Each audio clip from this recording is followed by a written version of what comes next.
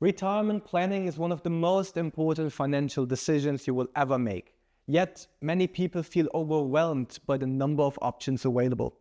From state pension and retirement plans to ETFs and real estate investments, each form of retirement planning comes with its own advantages and risks.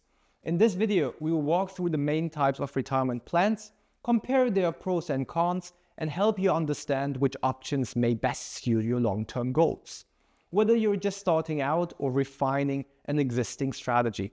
Let's begin. So we have, let's say, the basis pension. Let me do it prettier. So we have basis. Another name would be the Rürup pension. There we have the flex pension. Also company pension.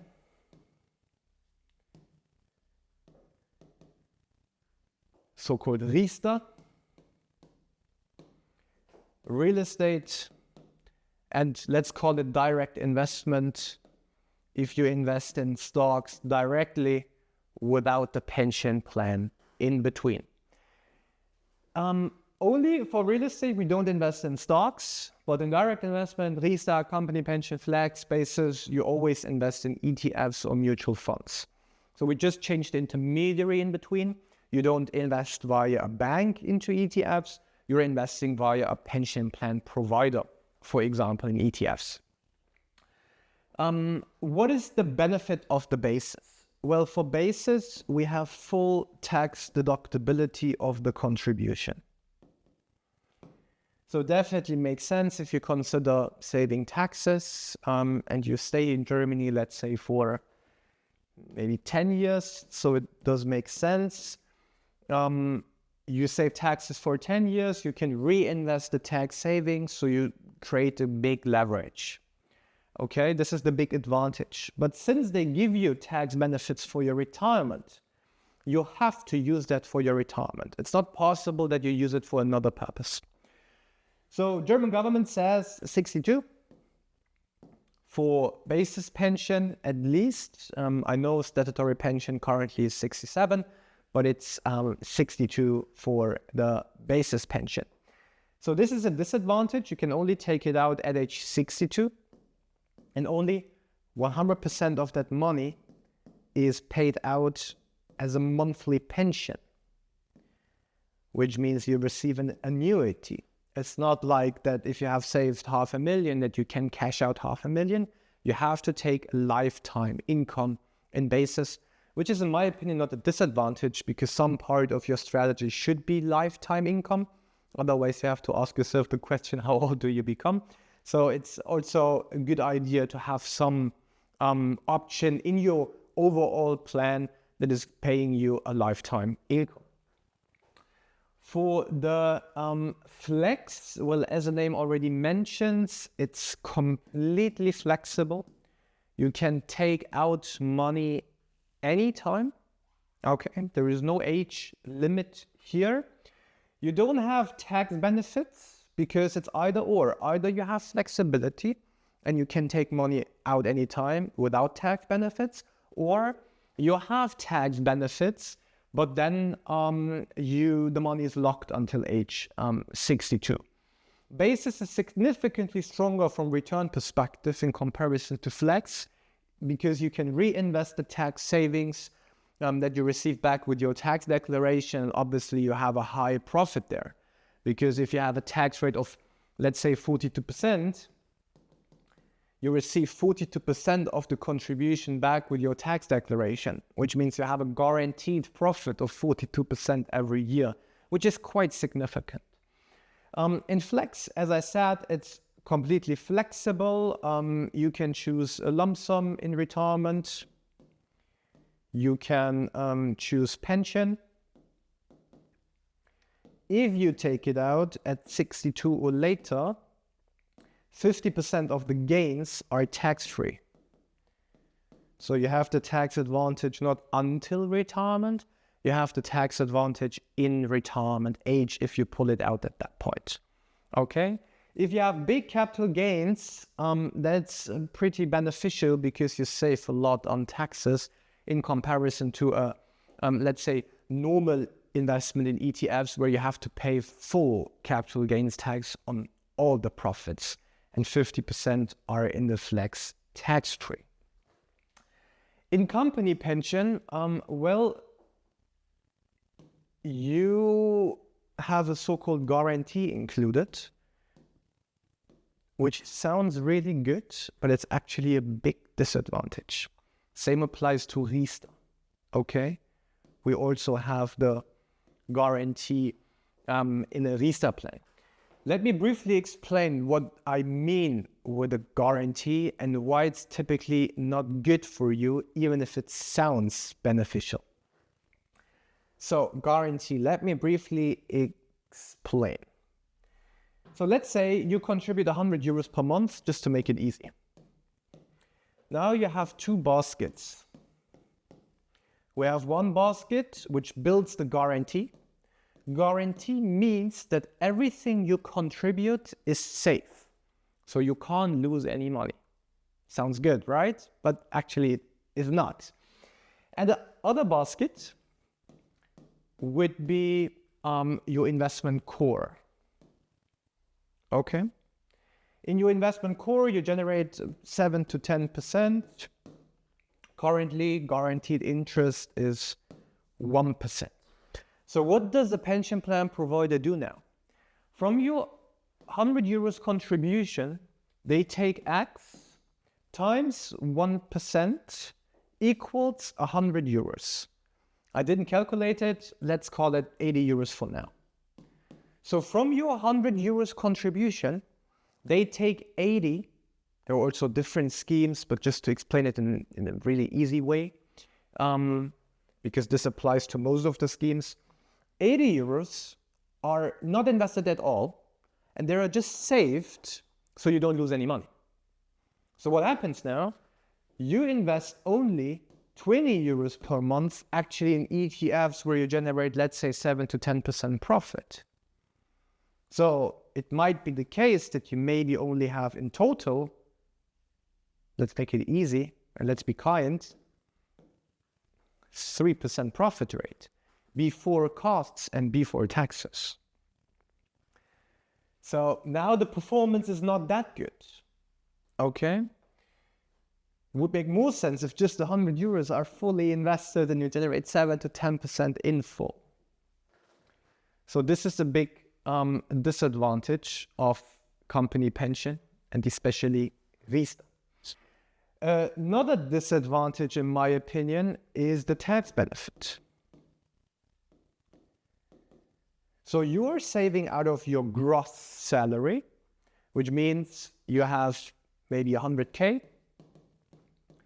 and you pay taxes on 100,000 euros, plus you pay social security, and then you have your net, okay? If you have a company pension plan, let's say with 100 euros per month, or let's say 1,000 euros contribution annually to make it easy, your new taxable income is 99,000 euros. So you have to pay less taxes on 99,000 euros. Social security remains the same probably.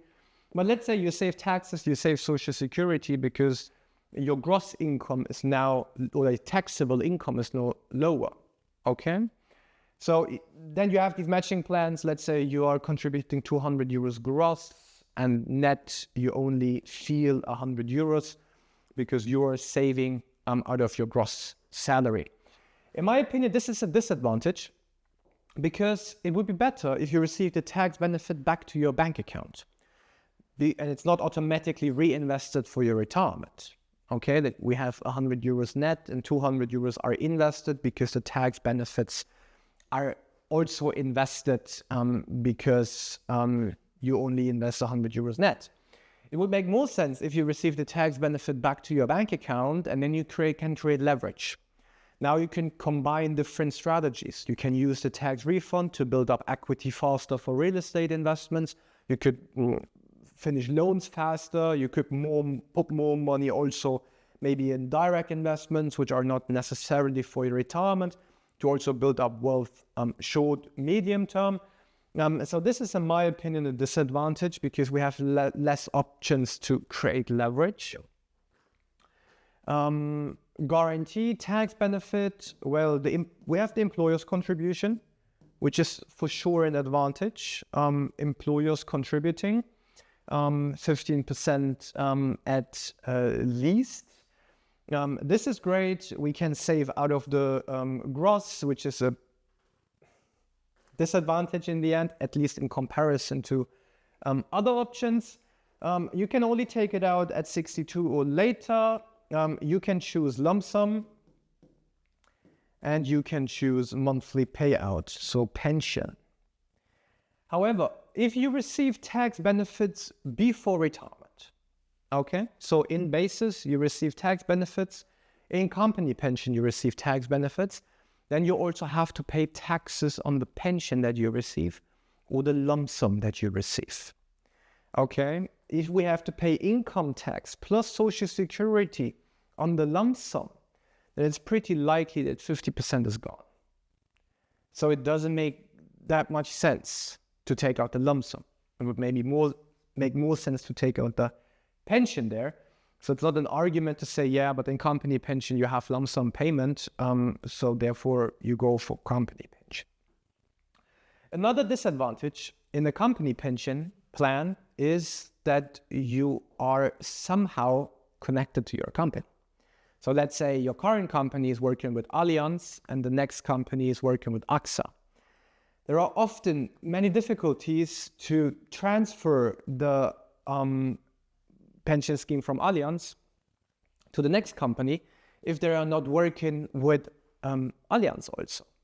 So now it might be the case that you think this is the foundation of your pension strategy, you just contribute long term, but it might be the case if you switch employers that you can't contribute anymore, or it doesn't make sense, for example, to contribute yourself. And now you have an issue because how likely is it that you stay with the same company long term over the next 30, 40 years? Okay, and if you switch companies more often, then it's more and more difficult to transfer the company pension plan to the next company. So I would be careful here if you don't stay long term with the same company, and especially if you have a special provider, because then it's really likely that you have issues, especially long term, to stick to your company pension. And the company pension plan only makes sense if you contribute longer. So you should at least contribute to this plan, let's say 10 years. So it makes sense. Actually also applies to the other pension plans that you contribute here. And if you only contribute for 3 years and then you leave the company, you can't transfer the company pension to the next employer, then it wouldn't make sense, at least from long-term perspectives. And this is a mistake I often notice, that people don't consider that in the beginning, which is understandable, but that should be considered. Yeah, that's for company pension. So makes sense if you stay long term. If it's not clear how long you stay with the same employer, then I would probably advise against it. The only exemption is if the company is paying the full contribution. Well, then it's gifted money and then we take it. Okay? But if it's like a matching plan, you contribute 50%, the employer contributes 50%, then we should think carefully. Riester is something which typically doesn't make sense. You also have the guarantee, you also receive tax benefits, but they are maxed at roughly 160 euros per month contribution. So it's not like a big deal that you save big on taxes here. The problem is we have the guarantee, the tax benefit comparably is pretty low. You could also receive, let's say, child subsidy. Let's do it like this, child subsidy, that the government is paying you some subsidy for each child. However, and this is a big however, if you don't retire in Germany and you retire in another country, then you have to pay back all the tax benefits, you have to pay back the child benefit, And Riester is also fully taxed, which means you are investing taxed money to receive more benefits from the government. But if you don't retire in Germany, you lose the benefits, and then you have to pay again taxes on the rent on the pension income, for example. This is something you should be really careful with. I don't think we ever recommended to a client to go with a Riester plan, because even if you think you will retire in Germany, who actually knows? So it should be designed in a more flexible way, in my opinion. But just to complete also Riester, you can only take out money at age 62 or later. 70% can be paid out as lump sum. 70% must be paid out as pension, and 30% can be paid out as lump sum. Yes, you can actually take out the money before age 62, but if you do that, you have to pay child benefit, tax benefits back, so it doesn't make any sense. Okay? For real estate, well, real estate actually has a strong performance and should definitely be a part of your retirement strategy. And some people ask me, why don't I just go full in real estate? I would probably not do that, because you have to really commit, and who knows if you actually buy enough apartments that the retirement of you and maybe your partner is sorted. This is one thing. And the second point is, with real estate, that's really what I'm probably not going to explain it properly, at least in this video. You create leverage. You don't invest that much money out of your own pocket. You take money from the bank. So you don't have that much own contribution here. And especially if you have higher salaries, you still have money left which needs to be invested, and not all of your assets are invested in real estate, even if we focus on that plan. Okay? So I would also recommend that you have maybe a basis or flex in addition, just to make sure you will definitely reach your financial goals, maybe save taxes. In flex, you also have lump sum option. Real estate takes longer to really receive the money if you sell the property. There are many reasons why I would probably advise against fully going into real estate, but this is something that needs to be discussed. I just wanted to mention here, it's part of your retirement strategy for sure. However, we should also include other options to prepare you for every possible scenario and to max out your benefits. In direct investment, well, it's obviously flexible if you invest money in ETFs. You can sell the shares in an ETF, and after 2 days, probably the money is in your normal bank account. It's flexible. We don't have any tax benefit at all. We also just have the savings in retirement, which means you have $500,000 in retirement, and now you retire. So you have to ask yourself the question, how old do I become? Because this $500,000 needs to last for your whole life. And if you become older than you expect, then you run out of money at a certain point. And this has nothing to do with financial freedom. Okay? So here we should also be careful in comparison to a flex and the basis, and especially company pension, and also real estate. Direct investment has weaker returns in comparison. Okay, especially for retirement investments. So mentally, we should split your investments into investments which are primarily for retirement and investments which are for other purposes. Big disadvantage here, which is one of the key reasons why it's a weaker investment, especially long term. If you rebalancing, let's do it like this. Okay. To not lose more time. So if you rebalance your portfolio, you have to sell your shares to buy new ones. If you sell shares, you typically realize profits. And if you realize profits, you have to pay capital gains tax.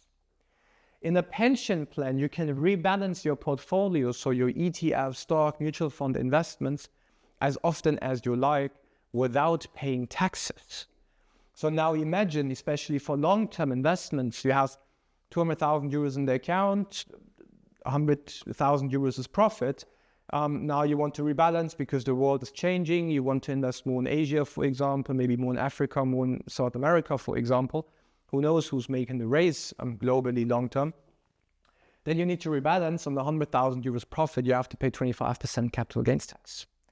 If you have in the money in the pension plan, then you can rebalance and you don't have to pay taxes, which is another tax benefit in comparison to direct investment. So typically what you do is you split your investments into savings which are used before 62. This is invested here. And if we have, let's say, at least 62, then we invest that money with a pension plan. Now you might say, yeah, I don't want to invest money long-term.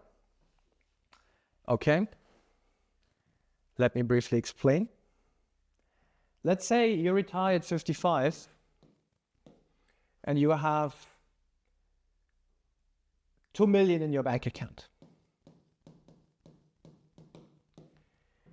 Do you really spend 2 million over the next 7 years? Probably no.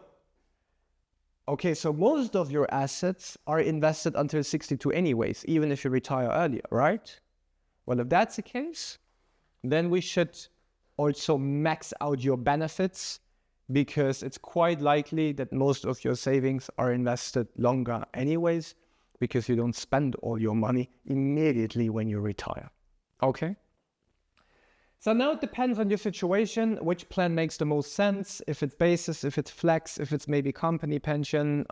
It depends on how long you stay, which benefits are more important to you. There is no right or wrong here. Instead of Riester, this is in most cases for sure wrong. However, for the rest, it totally depends on your situation. So it definitely makes sense that you discuss that with a specialist, just to make sure that you can build a retirement strategy together in a proper way. Retirement planning is not one size fits all. The best strategy is the one that aligns with your values, your timeline, and your financial priorities. If you found this video helpful, consider subscribing for more detailed videos on wealth building, financial security, and long-term planning. And remember, the earlier you start planning, the more options you have. Thank you for watching, and take care of your future.